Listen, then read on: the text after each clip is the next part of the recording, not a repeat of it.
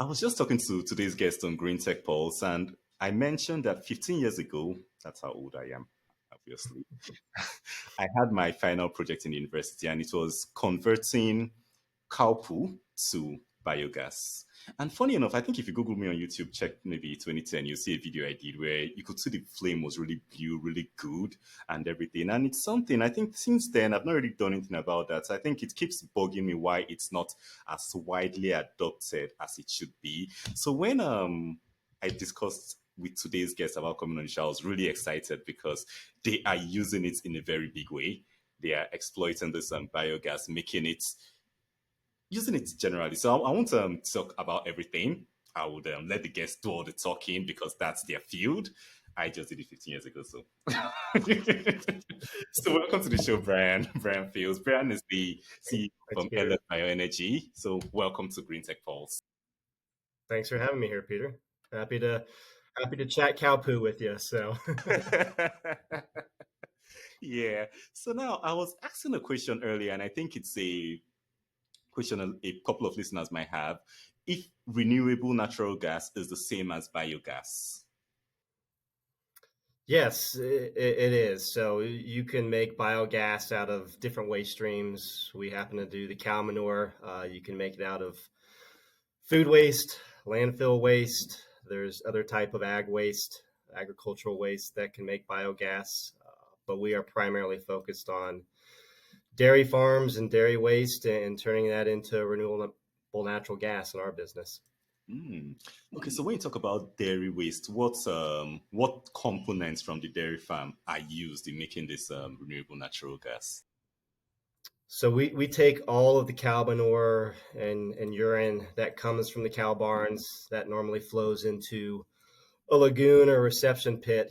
So we're using all of that waste directly out of the barns. And normally that manure would sit in a lagoon and off gas to the environment. The methane would go up to the environment. So we are capturing that from those lagoons and putting it into tanks and taking that methane and making pipeline quality gas out of it. So we're using that waste stream from the farm and turn it into something beneficial for society. Pipeline quality. So that means you're doing this on a really large scale then.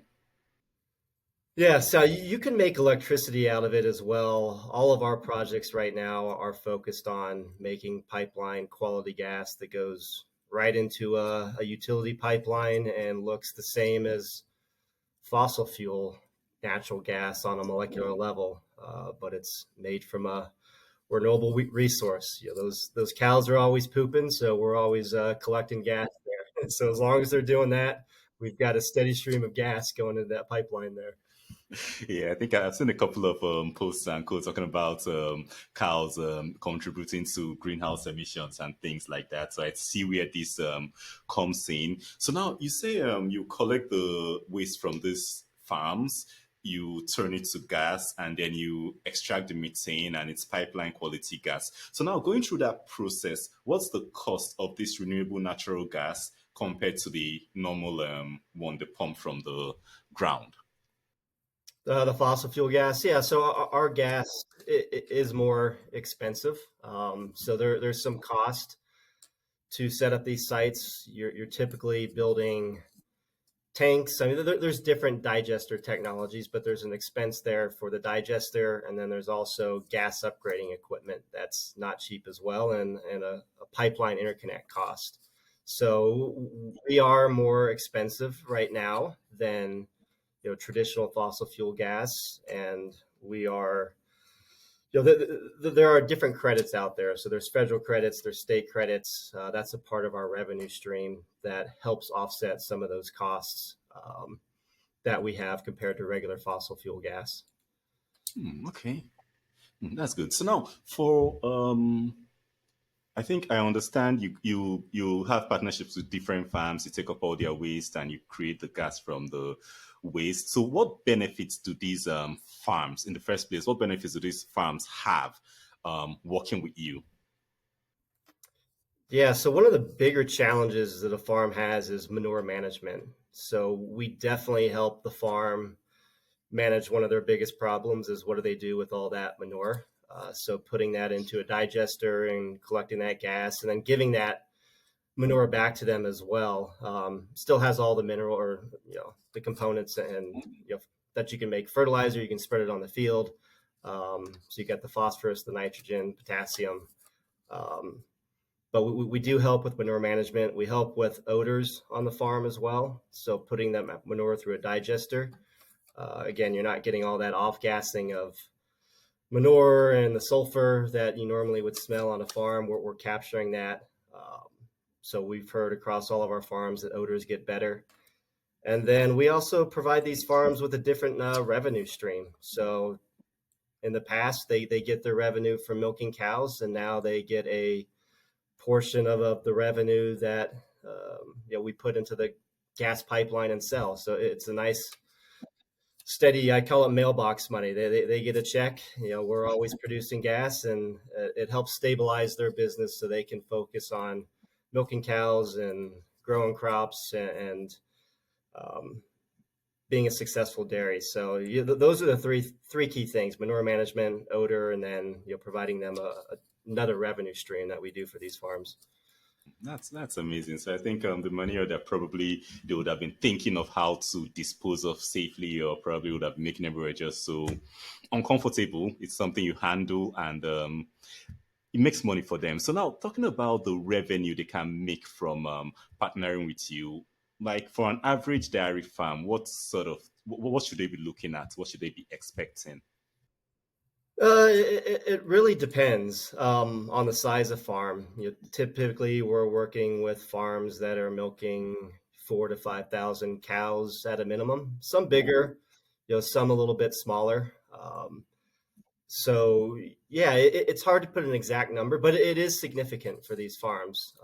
It's not like this is chump change for them. It definitely adds to their operations.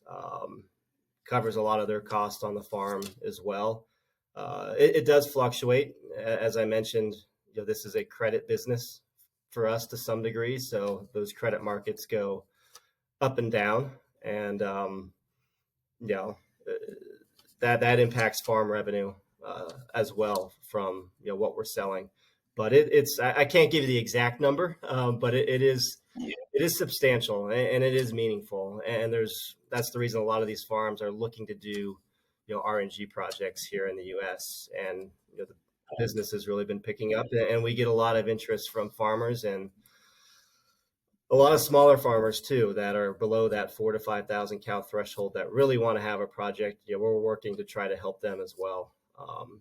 Some of those, there's a lot of 2,000 cow dairies, I'll say, in the U.S. And if we can find a way to get technology and the cost down to help those farms, that would be a good additional revenue stream for them also.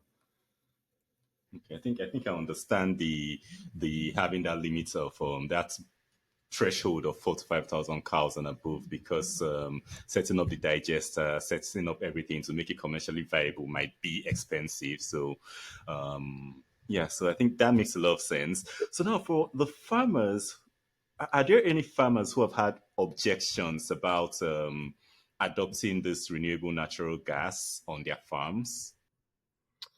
Um, yeah, there are some. I would say, and maybe it's not an objection, but maybe the biggest concern I've heard from farmers is, what's a RNG project going to do to my dairy operation? So obviously their main business is milking cows, producing milk, and they don't want an RNG operation to impact that. So we take a farmer's first approach, and we design our projects around the farm's dairy operation. So we're having minimal impact on what they're doing, which I think is key. A lot of our competitors out there put a cookie cutter project on a farm, maybe ask the farmer to change what they're doing in the dairy operation to meet the needs of an RNG project. We don't do that. So I think that's helped overcome, the biggest objection I've heard from a farmer is just, don't impact my dairy project. And then, another, maybe not objection, but concern or question a lot of farms have is, is RNG going to be around in 20 years? This is a 20-year partnership with these farms. We normally lease land for them for 20 years and tend to operate for 20 years. So They want to make sure that RNG is going to be around. They want to make sure they're in a trusted relationship with a good developer that's going to treat them well for the next 20 years. So I think, again, our farmers first approach there helps deal with some of those concerns. And those are probably the two biggest that I've heard is, yeah, just is RNG going to be around, and make sure that you don't impact my dairy operation. Okay, so now for farmers generally, let's say the ones that have maybe 5,000 cows being milked on daily, what is what's their process currently for handling this dairy waste, this cow manure, and everything that you use? Yeah, their current process is that they take the manure, they're just pumping that into or flowing that into a lagoon. So think of a big, open pit on a farm with millions of gallons of manure, and that's just sitting there and it's bubbling away and sending methane to the atmosphere. And then they are spreading that on fields. It's a good fertilizer, so they spread that manure on fields from the lagoons and grow their crops, corn or other crops to feed the cows. So that's the process right now. And the only thing we're changing there, I mean, again, as I said earlier, we're taking that manure and capturing the methane, but we are giving an effluent, manure essentially back to the farm, and they're using that on the fields to grow crops. So they still have the fertilizer after we're done capturing the methane. We are just in the middle there, taking something of a bad greenhouse gas, one of the worst greenhouse gases out there, methane, and capturing a good chunk of that in the middle. So it's a great win-win for us, the farm, and the environment, honestly. Yeah, it is because I think I get from this I get another benefit you have to the farms. I started planting around my house like 4 years ago. I think early last year, so I started composting, and that was when I Mm-hmm. learned that using the compost or the manure fresh is going to kill the plants, it's going to burn the plants.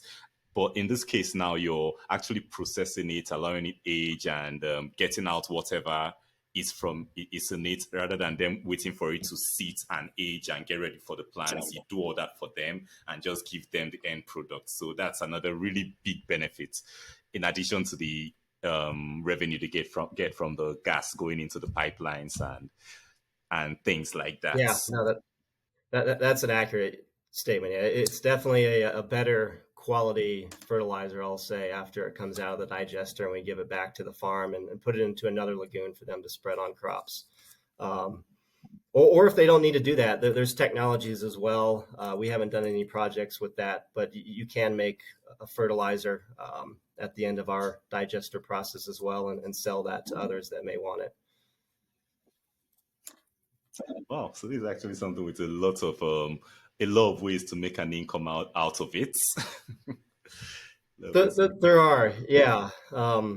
Again, all the projects we have, it just goes back to the farm, and they spread it on their fields. But that there are other options to make additional products or different, other revenue streams with the results of the digestate. Okay, so now, do you have any stories of maybe any farms that were using the pumping their slurry and everything into a lagoon, and they later adopted your process, and they are very thankful. They maybe dropped a testimonial. Do you have any stories from them, so maybe the listeners can visualize how this is going to change their operations? Yeah, I think we've got 5 operational projects now. 3 in New York, 2 in Wisconsin. We have a pipeline of another 15 projects we're trying to get to construction.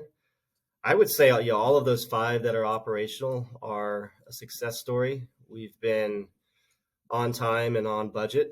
I think a lot of our competitors have not been on time and on budget in the construction process. I know all of our farms have been thankful that we've hit those metrics, because that gives them a revenue quicker and helps with their manure management quicker. I think another success story has been, a little bit as I mentioned earlier, our ability to solution for different farms. So each of these farms is unique. Some of them bed on sand, some of them bed on solids, one in New York, sand bedded dairy, which makes it harder to do an RNG project. We were able to engineer a solution there where others couldn't. So this particular farmer had been talking with other developers in this space and was getting frustrated because people were telling him he had to change his operation, or he couldn't have a project if he was sand bedded, and he had very fine, sand bedded dairy. That was a challenge, but we found a unique solution to deal with that sand, keep it out of our digester, allow him to keep operating his dairy as he wanted, and that project's producing gas. Again, it was on time, on budget. Another example in Wisconsin, we took over a project from a developer that ran out of money, had a half-built project. We were able to step in and put those pieces back together. Again, that farm was unique in different ways, but we were able to solution a win there for that project and complete what was half-built, and that was done on time, and that's producing, actually more gas than expected today. So, I think all of our projects have been a success story that goes back to the credit of our engineering and construction and ops team, and our development team as well. They do a great job working with the farms and solutioning great projects that work at the end of the day and are successful. So it's been fun to build this business and see the impact that it's having on our farms across the country that we're working with. Okay, so now, I think speaking with you, listening to your answers, I see that your team, you have a lot of deep experience. You have a lot of unique ways to go around the different issues that might come up, unique issues that might come up with different farms, and that takes a lot of expertise and all that. So, how did you get into this? What made you go into renewable natural gas? Um, Yeah, it's a good question. So before starting this business in 2020, I was an oil and gas consultant for about 10 years. So had probably 30 plus clients in the oil and gas space, doing a lot of operational improvement work, safety work, culture work. During the course of that consulting, started helping smaller developers in the renewable natural gas space, and just saw some bad stuff that they were doing, starting construction without funding or engineering documents, no processes in place. So looked at a couple of other partners at the end of December or end of 2020, December of 2020, and said, hey, we could put together a better team in the dairy RNG space. So that's what we set out to do 4 years ago. And we raised private equity funding, started building the team. Again, I think our people and our team are our best asset. We've got a great team, in my mind, the best in the industry. And we're 40, 50 people now. We are half owned by Marathon Petroleum as of March of 2023. And five operational projects. And it's been fun building the team and building the business. We've come a long ways in the last 4 years, but at the end of the day, as we kind of talked about, it comes down to the people side really, and putting good people on the bus and setting a good vision out there for them, and going out and achieving it every day. Okay, so I think that's an interesting story, and I think going from oil and gas into renewable, that's I think it's almost the same. Because coincidentally, I'm a gas engineer. I studied petroleum and gas engineering, but my final project was in biogas. So they're all Yeah, linked somehow, yeah, because it's gas, probably the same components and all that. it is. Yeah. Yeah. And I'll just add there. I mean, so we've tried to take a lot of good principles from oil and gas and bring it over to the ag world. And, I think that's helped us be successful as well. So we have a lot of people on our team that come from an oil and gas background. And, we've really tried to take a lot of those fundamentals, great fundamentals from the oil and gas world, and apply them in a fit for purpose way to the ag, digester, renewable natural gas world. I think that's been another secret of our success as well. Yeah. because I was about to ask that question. Since this renewable field is not something so many people are into, I was about to ask how you're able to build your team, to grow your team. So I think you've answered a bit of that with this answer. Yeah, that's at least when we started, that was our strategy. Bringing in people from our network, others from the oil and gas world. We also wanted to blend in the ag world. So you look at our business development team, many years of great agricultural experience there in the dairy industries and other ag industries. So we've really married up oil and gas and ag in a way that no other competitor, in my mind, has done. Um, After that, the industry's been developing rapidly, I would say, over the last, well, at least since I've been in it 4 or 5 years, if not longer. So you're finding more and more good people out there that do have renewable natural gas experience that we're able to bring onto the team.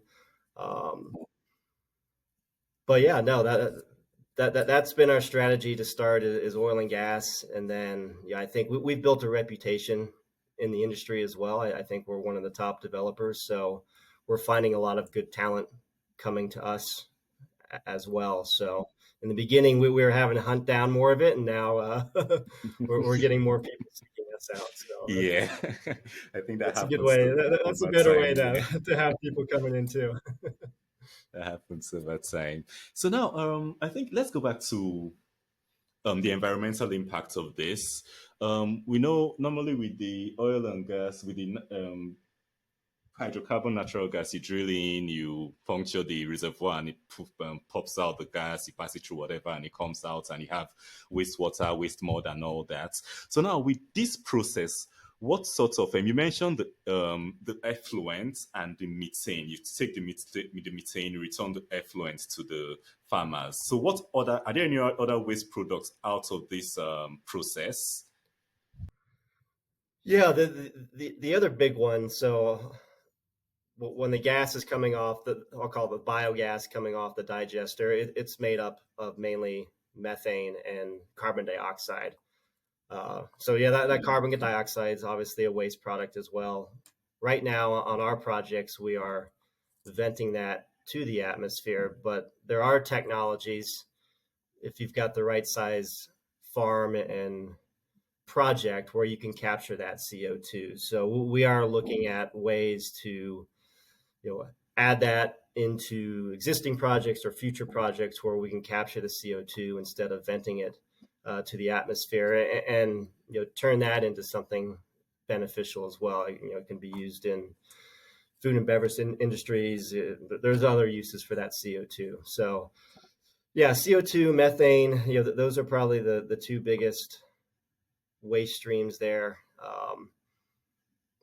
that we're dealing with. And then there's obviously some hydrogen sulfide that we capture and clean up in the gas upgrading process, but that's small compared to the methane and CO2 quantities. Yeah, I think I remember back in the day, one of the challenges for pipelining the biogas was the hydrogen sulfide in it, which they said used to Yep. be corrosive or something. Yeah. So before we clean up the gas and take out the CO2, we want to make sure we try to get all the H2S out. And there's different ways to do that. We can do it in the digester. We can do it with some technologies in the gas upgrading system. But yeah, the H2S is definitely very corrosive and also dangerous. I think it's probably one of the biggest safety hazards, not only on a farm but in our process as well. As you know, just a little bit of H2S can be fatal. So we take safety very seriously, and yeah, we want to make sure we're dealing with H2S in an appropriate way. So now, I think going back to, I know you mentioned earlier that you usually work with farms from 4,000, 5,000 cows above, which where the economics of scale are better. But now looking at, I know you mentioned you want to work with smaller farms. So what are the main challenges scaling this technology out among those smaller farms and probably every farm, if possible? Yeah, I think the biggest one has been the interconnect cost for the pipeline. That's normally, pretty fixed cost depending on it really, the cost is the same whether you're making a lot of gas or very little amount of gas.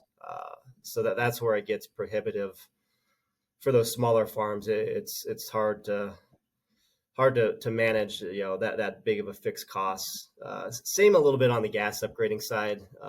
There are some smaller gas upgraders out there, but it's harder to scale down. The gas upgrading side. You can make smaller digesters. That's probably the easier thing to do for smaller farms.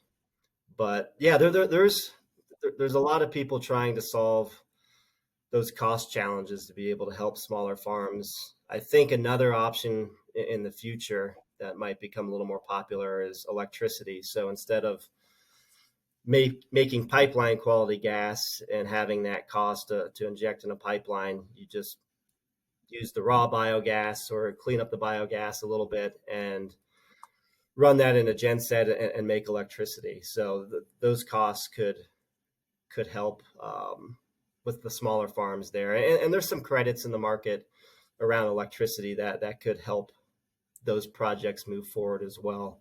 Um, so yeah, I think that challenge will be solved in the future, and we'll be able to help out smaller farms here in the U.S. You look at Europe; there's way more digesters there. They do a lot of electricity as well.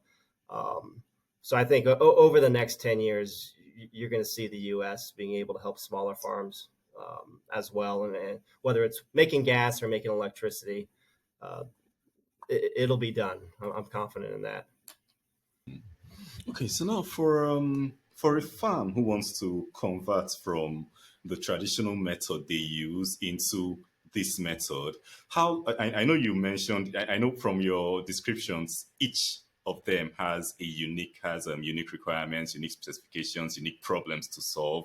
But let's say typically, averagely, how long does it take them from starting a project with you to the first renewable natural gas production? Yeah, that's a good question. So normally, our front end engineering design can take, I'll call it 6 months to a year. Once we start working with the farmer to building that trust, building that relationship, learning about their farm, doing the initial designs and detailed designs, working on the economics, taking that to our board for investment decision. You know, 6 months a year.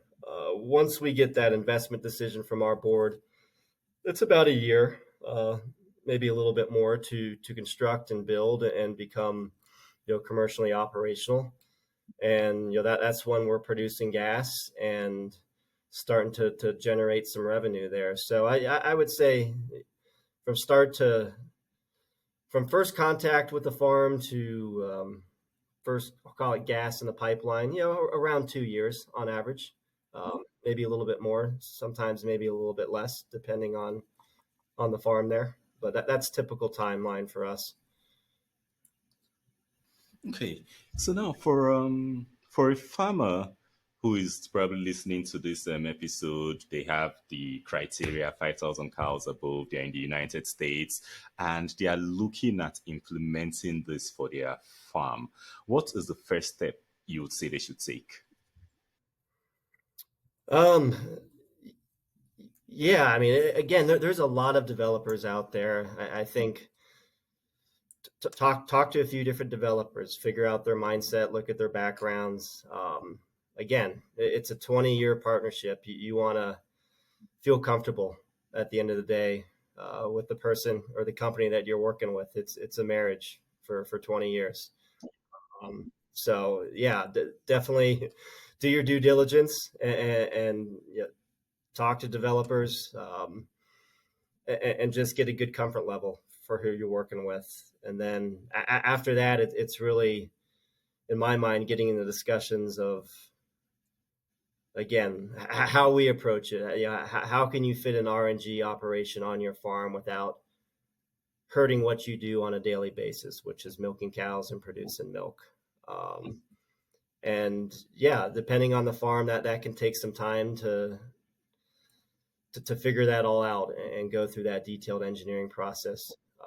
And you want to get that right. You don't want to rush into it and just throw something on your farm and hope and pray that, when it's up and running, if it gets up and running, it's going to do what it says. I think a lot of people have rushed in the past. So yeah, do your due diligence, take your time, make sure you're working with somebody good, like an LF. And yeah, you want to put some thought into these projects because they are going to be there for a while. And you look at a lot of these farms, they've been in their families for a long time. So you don't want to disrupt, an operation that's been family run for 100 years with a hastily designed RNG project that doesn't work with your farm. Okay, so I think one thing you've mentioned, I think twice or thrice, is going into a 20-year partnerships with these farms that you work with. And I think going into that kind of agreements means you probably have a lot of confidence in the future of renewable natural gas, and you probably see it being more important in the whole energy mix in the next 20 years. So where do you see renewable natural gas in the next 20 years? And this partnership you have with the farms, what does it look like over that 20 years? Yeah, so we're very bullish on renewable natural gas in the future. There's definitely, in my mind, going to be a need for it going forward. It's, again, a great renewable energy source. It's a great win-win for the farms. It's a great win-win for the environment. So yeah, we think RNG is going to be around for a while there, for sure. And sorry, what was the second part of your question there? Okay, the agreement, the 20-year agreement you have with the farms, how does it look? What does it include? Yeah, so we like to do, a profit share.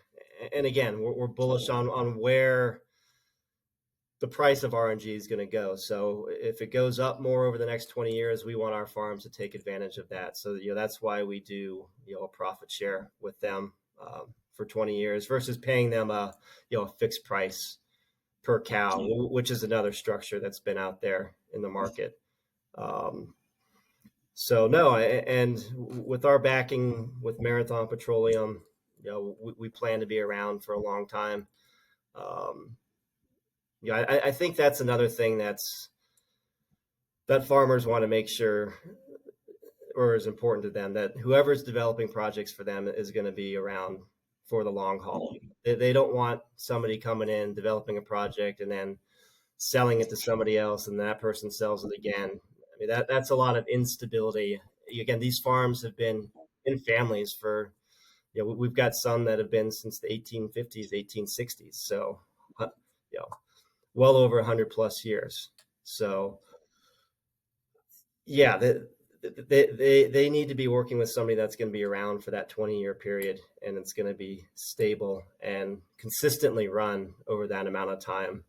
And we put a lot of thought into optimizing these projects. So it's not about just setting them up and letting them run. I mean, we have our own people operating these. Over that 20 years, we're going to be collecting data. We're going to be, continuously trying to improve the gas production and make sure we're optimizing that as best as possible.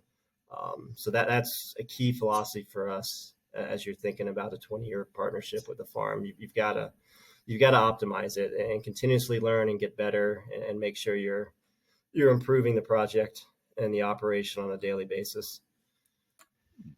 Okay, so I think I've really enjoyed this conversation. Like I said, like I felt I would, I knew I would, because it's something I've had a lot of interest in over time. And but we have to get to the end of it. Actually, if not, we're going to talk we're going to talk for weeks, for months about this. So for any listener, probably someone interested in technology, or someone interested in working with you, or a farmer who wants to implement this, or anyone else who wants to learn more about the industry, is interested in what you do, is fascinated with what you do, what's the best way for them to reach you? Yeah, our website is lfbioenergy.com. They can reach us by email. I'm Brian at lfbioenergy.com. We've got three other great people on our business development team. Again, all with outstanding ag experience. Um, so yeah, I think that's the easiest way is reaching out to one of us, and even if it's just to learn more. We love chatting with farmers. We love talking about RNG like we've done today here, and educating people on what we do, how it helps farms, how it helps the environment. So again, I'd encourage any farm out there to chat with us, learn more, see if it's the right fit. Again, you got to work with somebody that you can trust, and I think that's the team we've been building here at LF over the last 4+ years. So Yeah. Okay, so I think lfbioenergy.com, that's going to be on the show notes on the screen for those watching on video. And I think thank you so much for coming on, because I think doing this podcast, when I started, I didn't know what to expect. But I've realized that for the field of sustainability, most things, every solution involves going back as close to nature as possible, and that is something that you're doing, and which is really solving a lot of problems. You talked about the manure collection, talked about the extra income stream, the odors on the farm. I even talked about waiting for compost to age and all that, taking up that waiting time and all that. So a lot of benefits to the farm. So thank you for coming on. Thank you for what you're doing with LF Bioenergy. And I hope we can see more over the next 20, 40 years. You do more things. At least maybe awesome. build Yeah. digesters that can work with 3 cows. Exactly. Exactly. Yeah, I appreciate it, Peter. Yeah, thanks for having me on, and yeah, it was great chatting with you about cow poo. So I love talking about it. Thank you. Thank you so much. So, for the listeners, I hope you enjoyed this. If you did, share it to someone else who would enjoy it. Till next week when we're out with a new episode. Bye for now.